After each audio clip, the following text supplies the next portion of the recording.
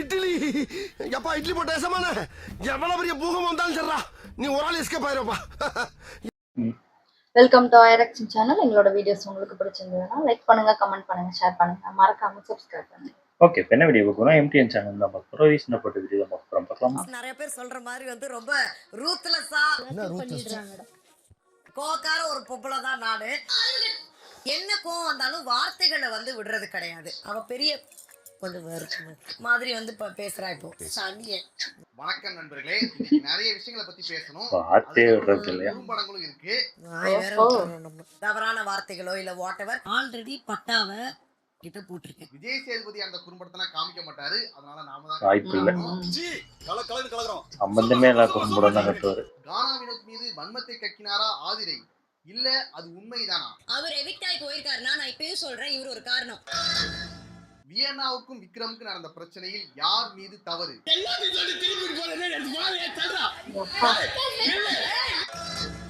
Sandra வசமாக சிக்கிய ஒரு குறும்படம். நாயகி எல்லாம் பேசுறது வந்து நம்ம கேட்டுட்டு போனோமா? திவ்யாவுக்கு நடந்தது அநீதியா? கேம பார்த்து ஒழுங்கா விளையாடுறது உங்க யாரு கூட எனக்கு கேம் விளையாட விருப்பம் இல்ல.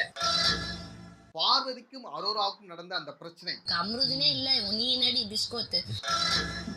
அப்புறம் ஒரு சில விஷயங்கள் அதான் இந்த வீடியோல பார்க்க போறோம். இந்த சீசனோட ரன்னர் யாரு வின்னர் யாரு அப்படிங்கறத உங்களோட கணிப்பை சொல்லுங்க அப்படின்னு ஒரு டாஸ்க் வச்சிருக்காங்க.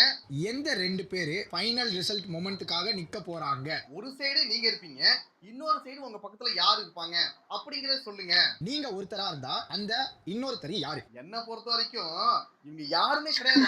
யாருமே கிடையாது. Runner Bigg Boss, winner audience. Vijay Sethupathi கூட சொல்ல நினைச்சேன், ஆனா அவரு நாம தானே ஷோவை பார்த்து ஒரு பக்கம் பிக் பாஸ், இன்னொரு பக்கம் நாம. எப்பா இந்த சீசன் எப்படா இவரு விஜய் சேதுபதியும் நாமினேஷன்ல தூக்கி போடலாம். இதுல வந்துட்டு ஒவ்வொருத்தவங்க ஒவ்வொரு பேரை சொல்லிட்டு இருந்தாங்க. அவரா இருக்காம அவர் ஒருத்தர் தான் நான் நினைக்கிறேன். நானும் வந்து கானா வினோத் அவர்களை தான் வந்து நான் சொல்றேன். அதுல அதிகமா சொல்லப்பட்ட பேர் என்னன்னா கானா வினோத். இப்ப நீங்க எல்லாரும் கானா வினோத் சொல்லும்போது எனக்கு ஷாக்கிங்கா இருக்கு. கானா வினோத்னு சொன்னாலே ஆதிரிக்கு ஆத்திரம் வந்துரும்ல. உங்களுக்கு பிடிக்க மாட்டேங்குது உங்களை? ஆமா, ஓட்டு விழுதுல பெர்ஸ்பெக்டிவ்ல ஒரு வேற பண்ணிட்டு இருக்காரு இந்த வீட்டுக்குள்ள. ஏன்னா ஆதிரியை பொறுத்த வரைக்கும் கானா வினோத் மேல ஒரு வன்மத்துல தான் சுத்திட்டு இருக்காங்க. ஒன் டேல இருந்து நீ என்ன மட்டும் டார்கெட் பண்ணி எதுக்கு சொல்லிட்டு இருக்க? ஆனா இன்னொரு விஷயம் என்னன்னா, அவங்க என்னதான் வன்மத்துல பேசினாலும் அவங்க சொன்ன சில விஷயங்கள் உண்மைதான். நிறைய விஷயத்துல இம்மெச்சூர்டா பிஹேவ் பண்ற மாதிரி எனக்கு தெரியுது. உண்மைதான். வந்துட்டு காமெடி பண்றாரு, கவுண்டர் கொடுக்கறாரு, சிரிக்க வைக்கிறாரு. இதெல்லாம் தாண்டி நிறைய இடங்கள்ல வார்த்தையை விட்டுறாரு. ஆமா ஆமா. சகா சொன்ன என் மனசுல அதான், என் மாமா மனசுல அதான். இது என்னோட நான் பேசி முடிச்சிருந்திருப்பேன். அதே போல அவரை பத்தி ஒரு விமர்சனத்தை நம்ம சொன்னா அது ஏத்துக்கவே மாட்டாரு. அதை ஆஃப் பண்ற. ஏத்துக்கிறது கூட அடுத்த கட்டணும் வச்சுக்கீங்க, அத காது கொடுத்து கூட கேட்க மாட்டாரு. ஓகேங்க, உங்களை பத்தி ஒரு விமர்சனம் சொல்றாங்க, அது சரியா தப்பா அப்படிங்கறத காது கொடுத்து ஃபர்ஸ்ட் கேட்கணும். கேட்டுக்கிட்டு தான் நீங்க வந்து ரியாக்ட் பண்ணணும். அதுக்கு முன்னாடியே என்னை பத்தி யாரும் பேசவே கூடாது, என்னை பத்தி எதுவுமே சொல்லக்கூடாது, என்னை பத்தி நல்ல விஷயம் தான் அதை சொல்லுங்க, கெட்ட விஷயம்னா என்னை பத்தி சொல்லாதீங்க அப்படிங்கிற ஒரு மூட்லயே இருக்காரு. இன்னைக்கு கூட அவரோட க்ளோஸ் ஃப்ரெண்டா இருக்க கமுரிதனும் அரோராவும் அவர்கிட்ட சொல்றாங்க, அத கூட கேட்காம புரிஞ்சுக்காம ஆஃப் பண்ண தான் பாக்குறாரு. அது கோவத்துல வந்து அது உண்மையாவே இருக்கு உங்ககிட்ட. அத நீ திருப்பி இத வந்துட்டு கண்டிப்பா வினோத் மாத்திக்கிட்டா நல்லா இருக்கும். யூ ஹேவ் an acceptance வேணும்னு சொல்றேன். ஏன்னா நிறைய இடங்கள்ல அவர் பண்றது எல்லாமே பிடிக்குது, ஆனா ஒரு சில விஷயங்கள் வந்துட்டு பிடிக்க மாட்டேங்குது. உன் நல்லதா சொல்றேன். ஒரு நல்லது, ஒரு சீனியர், உன்னோட வயசுல அனுபவசாலி, நான் சொல்றேன், நீ என்னையே என்ன சொல்ற மூடுன்ற. அடுத்து ஆதிரி ஒரு விஷயம் சொன்னாங்க, திவாகர் வெளியில போனது காரணம் வந்து வினோத். இது தப்பான. திவாகர் வந்து ரொம்ப கலாச்சிட்டாரு, ரொம்ப கிண்டல் பண்ணிட்டாரு, மார்க் பண்ணிட்டாரு, இந்த மாதிரி சொல்லி இருந்தாங்க. காலையில உங்களுக்கு ஒரு கிண்டல் பண்ணதுக்கும் ஒரு வெளில போனதுக்கும் சம்பந்தம் இல்லை. பண்ண வேலை ஏதோ கேள்வி பண்ணி சிரிக்கன் போல இருக்கு. திவாகர் பண்ணதுக்குன்னா இதுவே கம்மிடா. நடிப்பு அரக்கன், நான் ஒரு ஹீரோ மெட்டீரியல் சொல்லிட்டு சாவ அடிச்சா வினோத் மட்டும் இல்லைனாச்சுங்க. எப்பா திவாகர் பண்றதுனா எத்தனை நாளைக்கு பார்க்க முடியும்? ஆமா ஆமா. அவர் இல்லாம கொஞ்சம் நல்லா இருக்க மாதிரி வித்த காட்டுற மாதிரி பாருப்பானா, அவன் மட்டும் ரீல்ஸா பண்ணிட்டு இருப்பான், அவன் உட்காந்து பாத்துட்டு இருக்கணுமா? திவாகர் பண்ணதுன்னா பார்த்தா பச்சை குழந்தை கூட பிரச்சனை வரும்டா. அந்த அளவுக்கு உள்ள இருந்து காண்டிட்டு இருந்தான். அவனுக்கு இவங்க சப்போர்ட் பண்றாங்க. ஏமா நீ உன் வன்மத்தை கக்குனா டைரக்டா கட்டிட்டு போ. அது எதுக்கு திவாகர் இழுத்து என்ன வன்மம் வன்மங்களை உள்ள வச்சிருந்தா உனக்கும் கெடுதல் எங்களுக்கும் கெடுதல் கக்கிட்டினா போ. இதெல்லாம் முடிஞ்ச பிறகு அடுத்த வன்மத்தை கக்கிறதுக்காக பொய்யானா வந்துட்டாங்க. யாருமா சொல்றீங்க? அன்னைக்கு கமுருதன் வந்துட்டு பிஞ்சிரும் சொன்னாரே திவ்யாவை பார்த்து, அத பத்தி தானே பேசுறீங்க?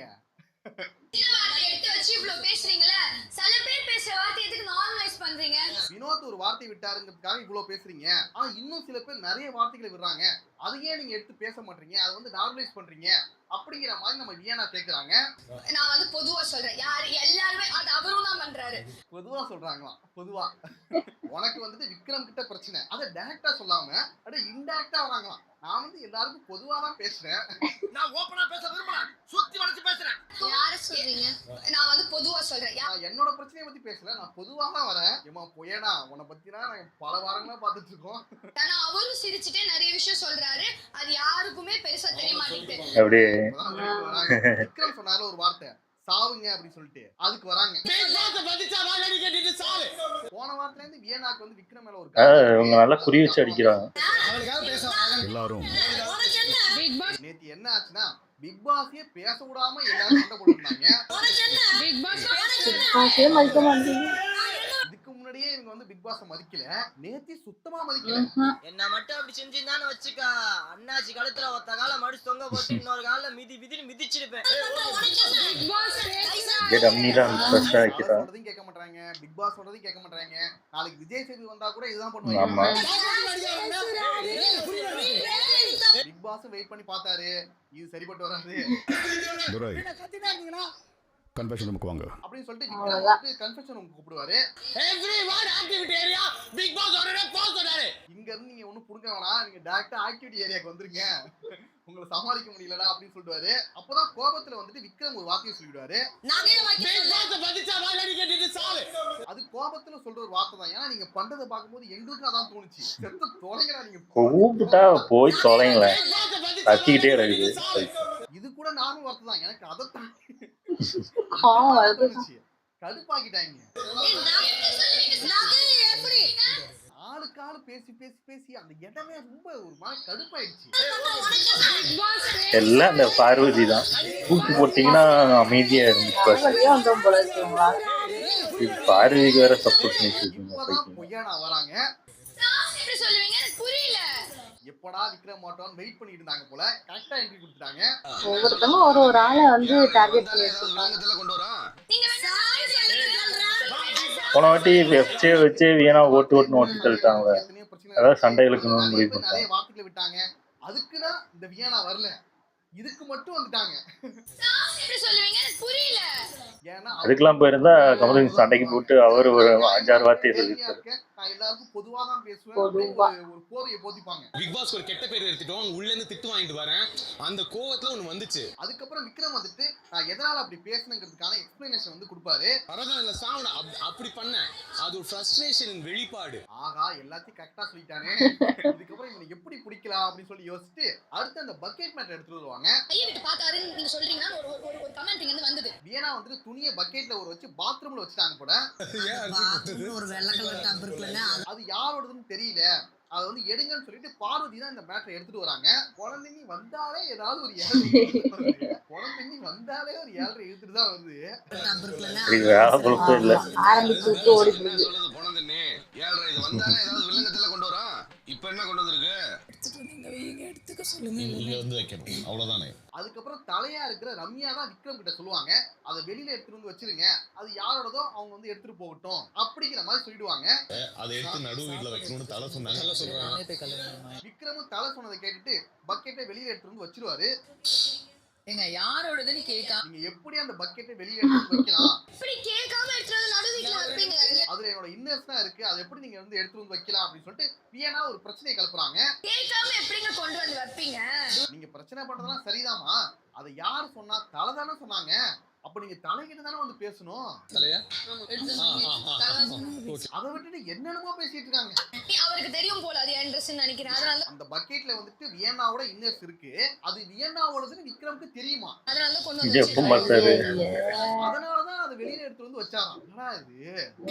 ஏதாவது ரொம்ப மோசமா திருப்பி விடுறான். பேரே கெடுக்கும். பக்கெட்ல துணி இருந்துச்சு. நான் அது என்னன்னே தெரியாது எனக்கு. பக்கெட் நேத்து இவ்வளவு கேவலமா விக்ரம பேசிட்டு இன்னைக்கு நல்லவங்க மாதிரி நடிக்கிறாங்க. இன்னும் கொஞ்ச நேரம் இருந்தா விமன் கார்டு வந்திருப்பாங்க. என்ன அதாவது உமன் கார்டு வந்திருக்குமா? அம்மா நீ அட பேசுறதே அப்படிதாம்மா இருக்கு. அவருக்கு தெரியும் போல அது என் ட்ரெஸ் நினைக்கிறேன். அதனால நேத்து நடந்த அந்த பிரச்சனையில வியனாக்கு பேசுறதுக்கு அங்க பாயிண்டே இல்ல. என்ன பேசுறதுன்னு தெரியல. நீங்க இந்த வீட்ல சூப்பரா ஏன்னா அவங்க வந்து டார்கெட் பண்ண நினைச்சது விக்ரம் மேல ஆக்சுவலா தப்பு இல்ல. நீங்க இந்த வீட்ல சூப்பரா அதனால என்ன பண்றது தெரியாம அந்த இடத்த விட்டு கிளம்பி போயிடுவாங்க. ஆனா இன்னைக்கு என்ன சொல்றாங்கன்னா நான் ஏன் நம்ம நடந்து போனா நான் இன்னும் கொஞ்ச நேரம் இருந்தா விமன் கார்டு வந்திருப்பாங்க. என்ன செட் ஆகல. ஓவர் ஆக்ஷன் பண்ணாத. கையை விட்டு பார்த்தாருன்னு நீங்க சொல்றீங்கன்னா ஒரு கமெண்ட் இங்க இருந்து வந்தது. அவர் கையை விட்டு பார்த்தாரா அப்படிங்கிற வார்த்தை யாருமே சொல்லவே இல்ல. நான் பார்த்த வரைக்கும் அதுல யாருமே இப்படி கிரியேட் பண்றாங்க வேற. கேட்டிருக்கான். இவ்வளவு கேமரா இருக்கும்போது இப்படி பேசுறாங்க. யாரோ ஒருத்தவங்க சொன்னாங்க, அது என் காதுல கேட்டுச்சு. இப்படி இப்படி போட்டுறது யாராவது சொன்னாங்க. யாரோ சொன்னாங்கன்னு சொல்றீங்களே, அது யார் தாங்க சொன்னது? கேளு. யார் சொன்னாங்கன்னு தெரியல. அவங்க மூஞ்ச பார்த்துட்டு இருக்கேன். அது வந்துட்டு எங்களுக்கு தெரியாதான். அது வந்துட்டு எனக்கு தெரியாதுங்க. ஆனா யாரோ சொன்னாங்க. அது வந்து ரொம்ப தப்பா இருந்துச்சு. அது வந்துட்டு உங்க மேல வந்து பெரிய அக்யூசேஷனா மாறி இருக்கும். ஒரு உமன் காரா மாறி இருக்கும். அதனாலதான் அந்த இடத்த விட்டு நான் கிளம்பி போயிட்டேன். ஐயோ நான் சொன்னல வியனா ரொம்ப பார்வதியோட மோசமான ஒரு ஆள் சொன்ன தான். மாதிரியே வச்சுப்போம். யாரோ ஒருத்தவங்க சொல்லியிருக்காங்க கையை விட்டு பார்த்தாரா விக்ரம்னு. அதை நீங்க அவங்க கிட்ட தானே போய் கேட்கணும். ஆமாம் மனுஷன் இருக்கு. இது எப்படிடா நியாயம்? யார் அந்த வார்த்தையை பேசுறாங்களோ அவங்க கிட்ட தானே சண்டை போடணும். யாரோ கமெண்ட் பாஸ் பண்ணி நீ ஏன் கேள்வி கேட்கலன்ற இது என்னடா? சரி உங்களுக்கு தெரியலன்னு சொல்றாங்கன்னு வச்சுப்போம். அதை ஏன் நீங்க விக்ரம் கிட்ட கேட்டுட்டு இருக்கீங்க? அதாவது உனக்கு பாயிண்ட் இல்லனா வேற ஒரு மேட்டரை பேசி அப்புறம் கோவப்பட்டு நீ போயிட்டினா இந்த ஆர்குமெண்ட் வின் பண்ணிட்டியா? அந்த பொய்யானா பண்றதுனா செம்ம காண்டாதுடா. அப்புறம் இந்த பொய்யானாவால என்ன சொல்றேன்னு தெரியாம அந்த இடத்த விட்டு ஓடிடுவா. பேசுறதுக்கு யார் அது இழுத்துட்டு போறது? எல்லாமே அவங்களுக்கு எதிராக தான் இருக்கு. கேட்டிருக்கணும். ஏய் நீ எப்படி கேட்ப? இதுல வேற அந்த பொய்யானாக்கு கம்முறுதுன்னு சேண்டாவும் சப்போர்ட் பண்ணிட்டு இருக்காங்க. சாரி கம்முறுதுன் இல்ல மக்குறுதீன். சாரி கேக்குறோம். அவங்க பேசுனதே தப்பு. இதுல அதுக்கு நீங்க சப்போர்ட் வேற பண்ணிட்டு இருக்கீங்க. என்னடா அது? அடுத்து சாண்ட்ராக்கு ஒரு குறும்படம். நேத்து அந்த நெக்லஸை திருடும் போது சுபிக்ஷாக்கு அடிபட்டுரும். அப்ப அந்த கோபத்துல நாய்களான்னு சொல்லிடுவாங்க.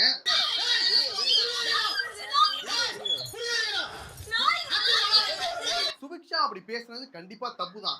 ஏன்னா எல்லாரும் நாய்களான்னு சொன்னதை வந்து கண்டிப்பா ஏத்துக்கவே முடியாது. அது எப்படி இவங்களை பார்த்து நாய்களாங்கிற வார்த்தையை சொல்லிக்கலாம்? அதை விட கேவலமா திட்டிருக்கணும். கண்டிக்கணும். எதுக்குங்க இவங்க கூட கம்பேர் பண்ணிட்டு இருக்காங்க?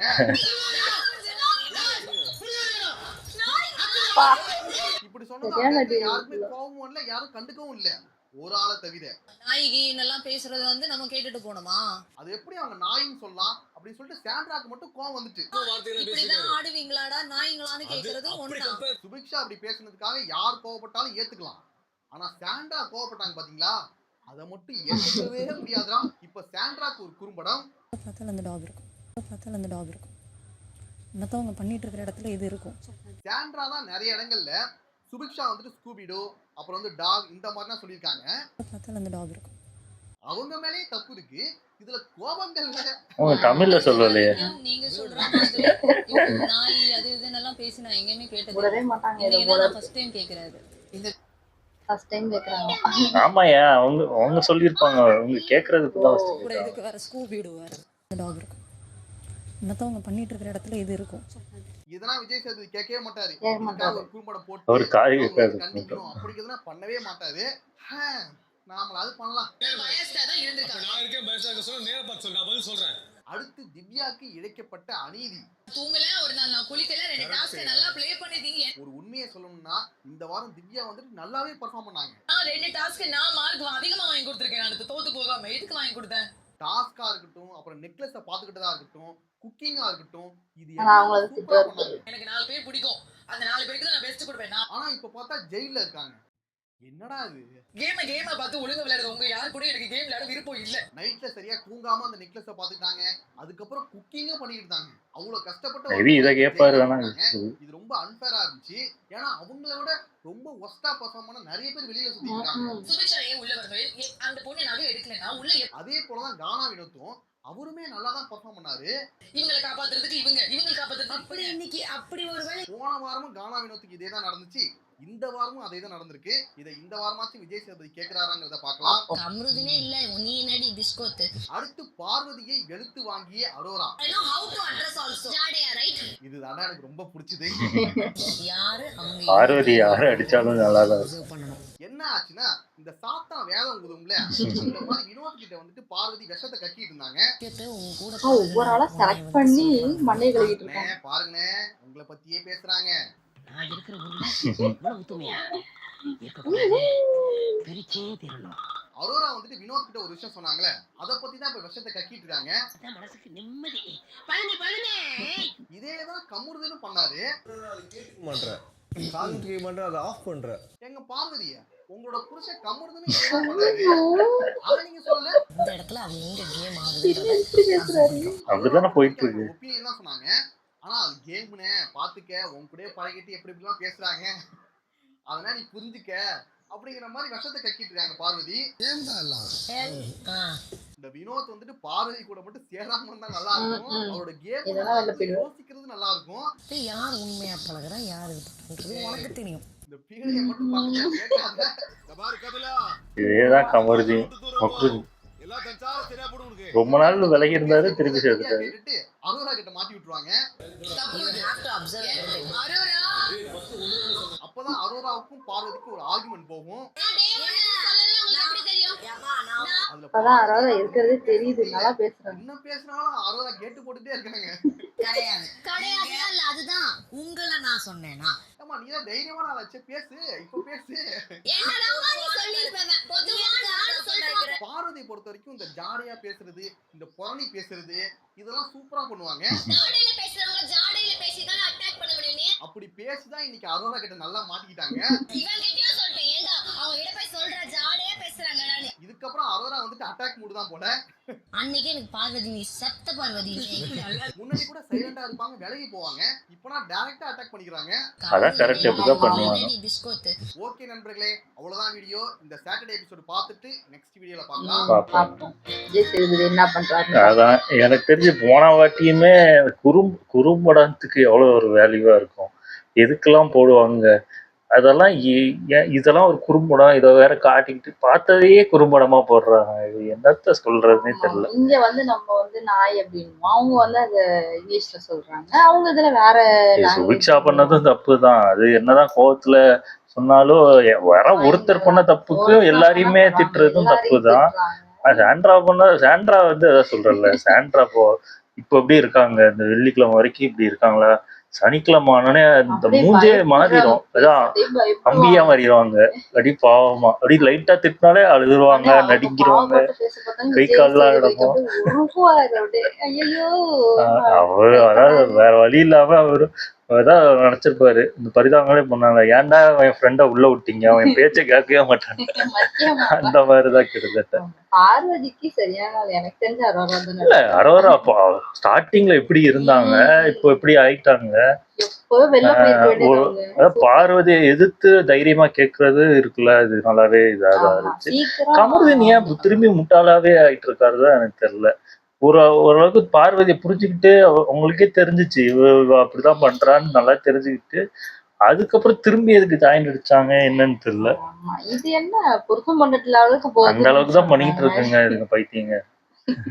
சீக்கிரம் முடிச்சுடுங்க. ஆமா நான் சொல்றேன்ல, பார்வதியோட வியானா ரொம்ப ரொம்ப மோசம்.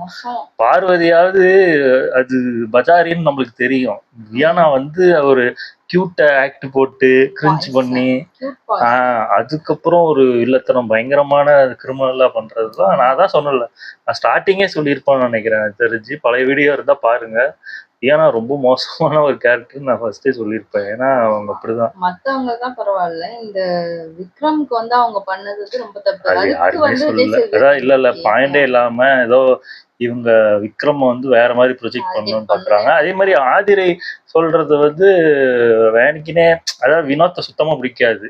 அதுக்காக அவங்க இது பண்ணிக்கிட்டு இருக்காங்க. திவாகர் போனது அவராலதான். இது இல்ல பாத்துட்டு வந்திருப்பாங்க. கானா வினோத்துக்கு தான் ஓட்டு அதிகமா விழுது. இவர் கூட சண்டை போட்டா நம்மளுக்கும் ஓட்டு விழுன்னு தான் அவங்க சண்டை போடுறாங்க. அதுதான் நடந்துட்டு இருக்கு. போன வாட்டி முத்துக்குமாருக்கும் சௌந்தர்யாவுக்கு தெரியும் முத்துக்குமார் சப்போர்ட் நிறைய இருக்கு.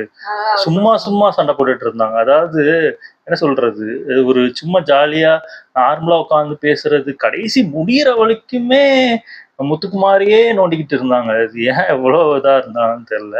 அந்த மாதிரிதான் பண்றாங்க கிட்டத்தட்ட. அதே கான்செப்ட், அதே இது. எனக்கு தெரிஞ்சு பூர்ணிமாவோட ட்ரைனிங் நினைக்கிறேன். அந்த இதுலதான் இருக்கும். ஓகே, இந்த வீடியோஸ் உங்களுக்கு பிடிச்சிருந்தா லைக் பண்ணுங்க, ஷேர் பண்ணுங்க, கமெண்ட் பண்ணுங்க, மறக்காம சப்ஸ்கிரைப் பண்ணுங்க. நல்லா இருக்கும்.